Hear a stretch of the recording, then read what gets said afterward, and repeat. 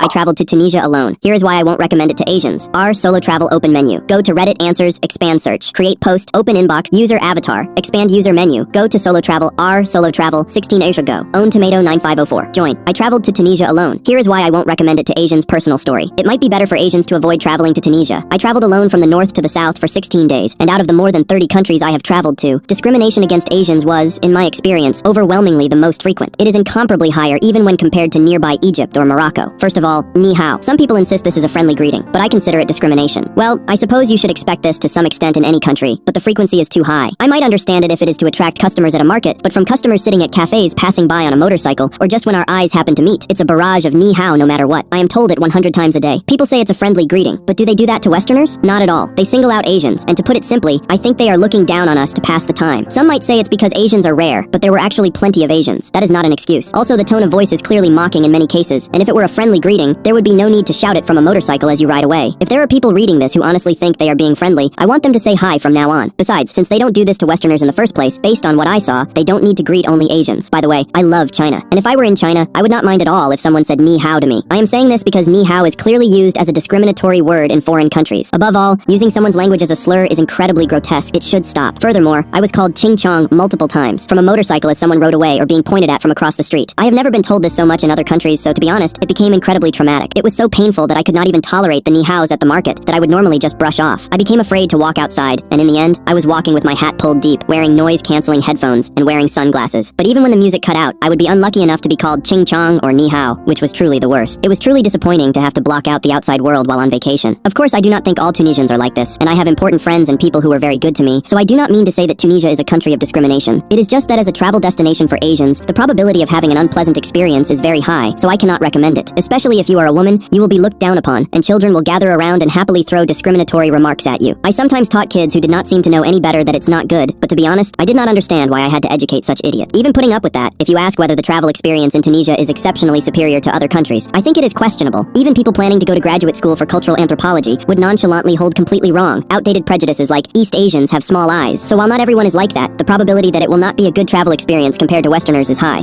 What do you think about Logan's choice? Comment below.